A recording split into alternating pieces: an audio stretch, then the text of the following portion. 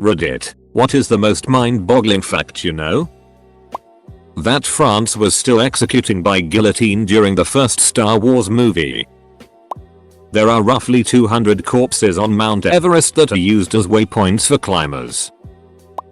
Despite what you see on the news, we are actually living in the safest time in all of human history. Betelgeuse is the 31st biggest star we know of in the universe. It is so big that, if you replaced our sun and put Betelgeuse in its spot, Betelgeuse would almost reach Jupiter's orbit.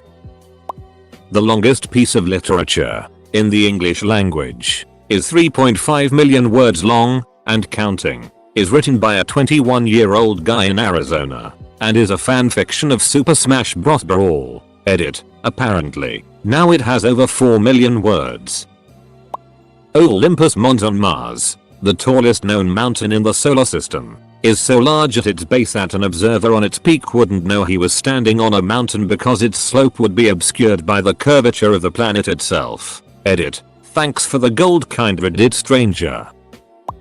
That in World War II, an American airman by the name of Alan McGee survived a free fall from 22,000 feet without a parachute and becoming a prisoner of war for 2 years. In 1943 he was in a B-17 making a bombing run over France when plane's wing was shot off by German fighters. As the plane entered a spin he leapt out without a parachute and immediately lost consciousness from the altitude. After falling 4 miles he crashed through the glass ceiling of the street, Nazaire railroad station and onto the floor below where he was captured as a prisoner of war. He suffered almost 30 shrapnel wounds, several broken bones, severe damage to his nose, eyes, lungs, kidneys, and his right arm was nearly severed off. His captors treated him back to health. He was liberated in 1945 and awarded an Air Medal and a Purple Heart. Edit, grammar.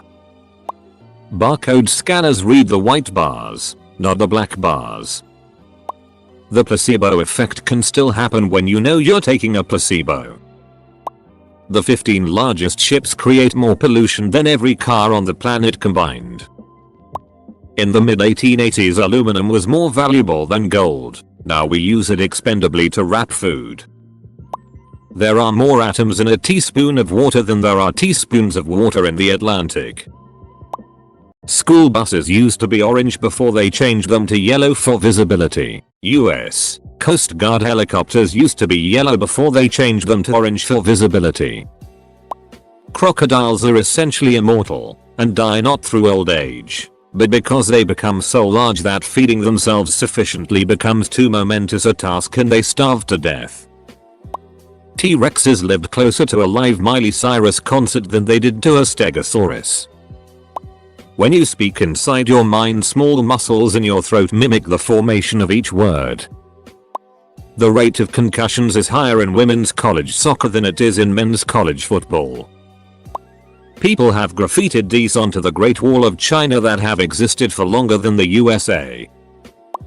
That humans almost went extinct 75,000 years ago. Total population drop into around 15,000, destroying much of our genetic diversity.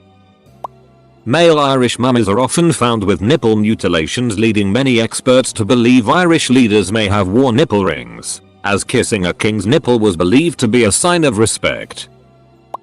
Eels actually have 2 jaws, the first being like a normal jaw, the second being hidden in their throat. The secondary jaw lunges forward when the eel bites down on prey, bites down on the piece within the mouth and bites a chunk out of it, pulling it down the throat. Think about the alien in the movie Alien. The secondary mini mouth they use is based off an eel's anatomy. Edit, thanks for my highest rated comment ever. :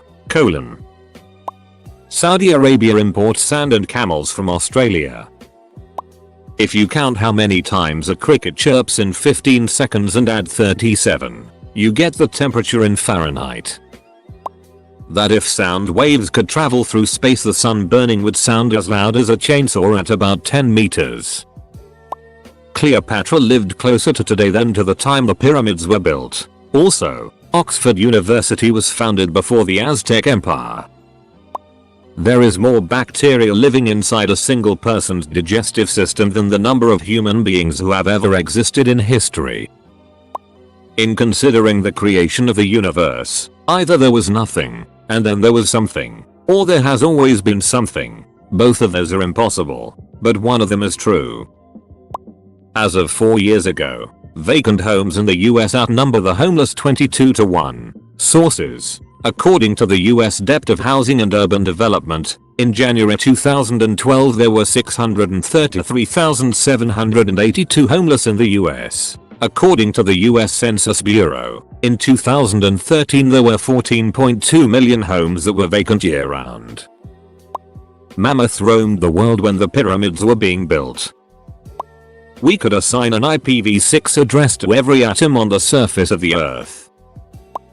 Indiana legislators tried to legally define pi as 3.2 and almost succeeded. You can walk from North Korea to Norway and only pass through one other country on the way. Absteer. I could die right after posting this comment, and none of you would ever know. Court-registered signs landed in South America or the New World and spread diseases that after 80 years killed 21 million natives. 21 million people in 80 years. That's 262,500 people dying annually. 730 people dying daily and 30 people hourly. For 80 years straight. If you were being sucked into a black hole and could somehow stop, turn around and look back out into space, you could see the whole fate of the universe play out before your eyes due to time dilation. You could watch the birth and death of stars in the blink of an eye. It would be quite a light show. 43% of all people born prior to 1800 died before the age of 5. If you take someone's intestine and lay it out in a straight line, they will die. All the planets in our solar system, if places placed side by side, can fit in between the Earth and the Moon. That's despite what they might have you believe. Literally no one has ever had their mind blown by a BuzzFeed article. According to Everytil, Cleopatra was closer to cutting her hand in Django Unchained than Steve Buscemi was to landing the moon on World Trade Center. The random events, the accidents, and the conscious decisions that took place just to get me here. I just think of my own life and how I would have a totally different wife and kids if my dad didn't take XX job in XX city, or if my parents didn't get divorced. Or of course me not even being here at all if they didn't have a sex that night I was conceived, etc. What if mom had a headache that night or dad said something wrong at dinner? Or what if he did and it was the makeup 6 that really got me here? Then multiply all those possibilities times each preceding generation and thousands of years of ancestry and humanity. Each one of us is a miracle resulting from a combination of events whose odds I can't even fathom. The fact that recently a group of scientists went to investigate a forest of trees that were able to live for thousands of years on their own, and ended up finding traces of massive radiation in the very early rings of the trunks. All of them had this in the same spots, around the same time. Judging by the average age of the trees and the rings the radiation was located in, there was a battle involving the Crusaders, Des Volt BTW, and one of the soldiers' uncovered diaries had described seeing the image of the cross burning like fire in the sky, which had given them extra morale and then they won the battle. So, using logic, you can guess that this cross in the sky was what caused the radiation, and I can hear you thinking how in the duck? Well, I can proudly tell you that literally no one knows.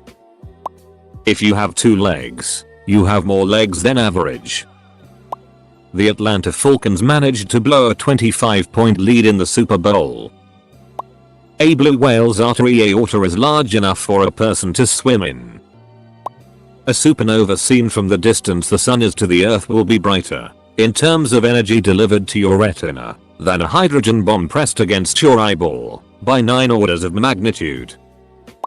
Senator Daniel Inouye literally lived out every overdone action movie trope. More than Inouye was promoted to sergeant within his first year, and he was assigned as a platoon sergeant. He served in Italy in 1944 during the Romano campaign before his regiment was transferred to the Vosges Mountains region of France, where he spent 2 weeks in the battle to relieve the Lost Battalion, a battalion of the 141st Infantry Regiment that was surrounded by German forces. He was promoted to second lieutenant for his actions there. At one point while he was leading an attack, a shot struck him in the chest directly above his heart. but the bullet was stopped by the $2 silver he happened to have stacked in his shirt pocket. He continued to carry the coins throughout the war in his shirt pocket as good luck charms, until he lost them shortly before the battle, in which he lost his arm. More than on the 21st of April, 1945. Inoue was grievously wounded while leading an assault on a heavily defended ridge near San Lorenzo in Tuscany, Italy,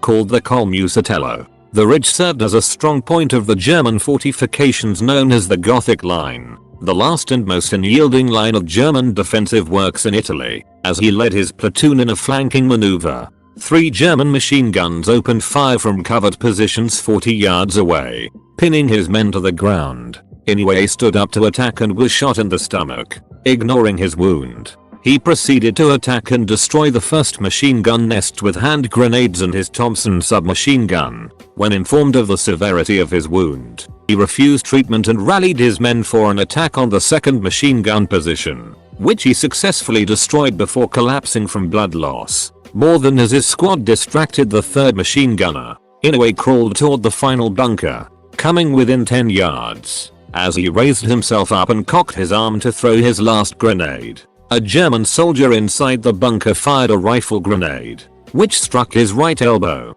nearly severing most of his arm and leaving his primed grenade reflexively clenched in a fist that suddenly didn't belong to me anymore. Inoue's horrified soldiers moved to his aid, but he shouted for them to keep back out of fear his severed fist would involuntarily relax and drop the grenade. While the German inside the bunker reloaded his rifle, Inoue pried the live grenade from his useless right hand and transferred it to his left. As the enemy soldier aimed his rifle at him, Inoue tossed the grenade into the bunker and destroyed it. He stumbled to his feet and continued forward, silencing the last German resistance with a one-handed burst from his Thompson before being wounded in the leg and tumbling unconscious to the bottom of the ridge. He awoke to see the worried men of his platoon hovering over him. His only comment before being carried away was to order them back to their positions, saying nobody called off the war. More than the remainder of Inoue's mutilated right arm was later amputated at a field hospital without proper anesthesia, as he had been given too much morphine at an aid station and it was feared any more would lower his blood pressure enough to kill him.